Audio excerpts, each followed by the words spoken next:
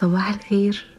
أظن الجو ده مش محتاج غير فنجان شاي سخن وكيك برتقال مظبوطة بالملي، ومكوناتها سهلة وموجودة في كل بيت، ومفيش أكتر من البرتقال دلوقتي. وهنعملها بأسهل طريقة من غير لا مضرب بيض ولا عجان ولا خلاط حتى. أوعدكم إن بعد ما هتشوفوا الفيديو ده هتقوموا تعملوه على طول.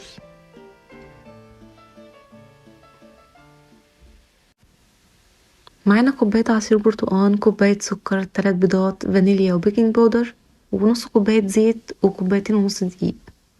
طبعا خلاص اتعودنا، ساجد اساسي معايا في معظم الوصفات، لازم يساعدني فيها. هنضيف البيض وعليه معلقة خل عشان الزفارة. كيك البرتقان مش بنحتاج نضيف فانيليا، عصير البرتقان لوحده كفاية، واللي بيحب يضيف بشر برتقان يضيف، بس انا بصراحة مش بحبه. بستخدم كيس واحد بس من فانيليا البرتقان، دي ريحتها شديدة جدا وبتخلي ريحة البرتقان قوية في الكيك. هنقلب كويس جدا. مهم جدا ان احنا نخلط كل المكونات مع بعض كويس عشان تطلع لنا نتيجة كويسة من غير مضرب او خلاط. ساجد حب ان هو يقلب شوية.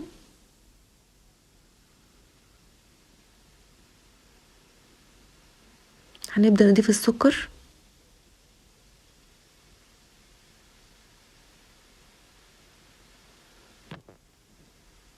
مهم جدا ان احنا ندوب السكر كويس جدا في البيض، انا بستخدم سكر عادي مش سكر بودرة.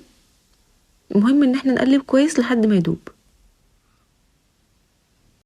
هنضيف الزيت عشان نسهل علينا ان احنا ندوب السكر كويس جدا في الخليط. والخطوة دي مهمة جدا، نقلب حوالي من 3 ل5 دقايق.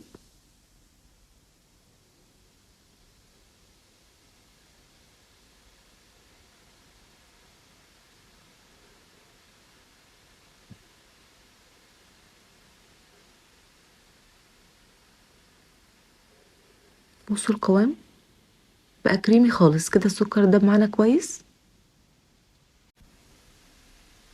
ونضيف بعد كده كوباية عصير برتقان، ونقلب المكونات كويس. ضروري جدا ان احنا ما نضيفش العصير غير لما القوام يكون مظبوط معانا والسكر داب خالص. هنبدأ نجهز خليط الدقيق. معانا كوبايتين ونص دقيق، هنضيف عليهم كيس بيكنج باودر ورشة ملح، ونقلبهم كويس وننخلهم قبل ما نضيفهم على الخليط السائل.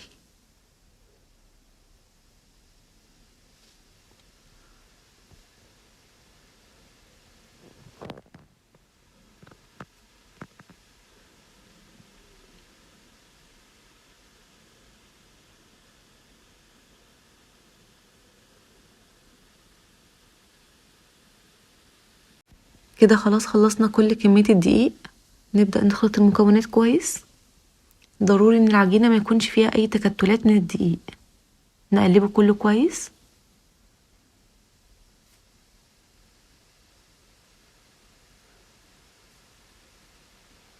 هنا ساجد حب يعجن الاول شوية، بس لقاها تقيلة عليه فسابها تاني.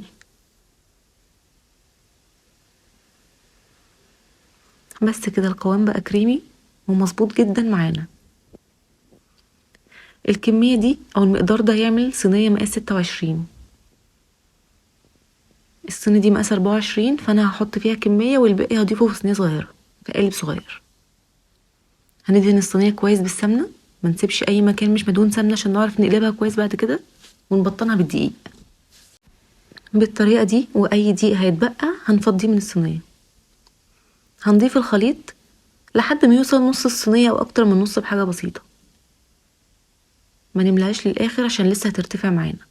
والكمية الباقية دي هعملها في قالب صغير. دهنته برضو سمنة وبطنته بالدقيق، وهضيف باقي الكمية فيه. تسوية الكيك على حرارة 180. الفرن هنكون مسخنينه قبل ما ندخل الكيك حوالي 10 دقايق عشان يكون فرن سخن جدا. وهندخلها هتاخد حوالي من نص ساعة لساعة الا تلت. بعد نص ساعة اختبريها بخلة او سكينة من النص. لو استوت طلعيها، لو لسه ما استوتش سيبيها 10 دقايق كمان. انا بقلبها وهي لسه سخنة وخايفة انها ما تظبطش، بس الحمد لله اتقلبت معايا وشكلها فعلا يجنن وريحتها خطيرة. شايفين الارتفاع والقوام مظبوط جدا. دي الصغيرة اللي احنا عملناها. يلا نقطعها مع بعض.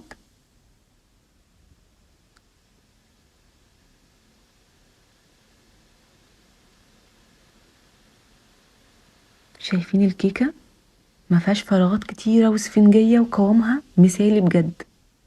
انا متأكدة انكم دلوقتي حالا هتخلصوا الفيديو وتقوموا تعملوه على طول. لو عجبكم الفيديو ما تنسوش تعملوا لايك وشير وسبسكرايب للقناة.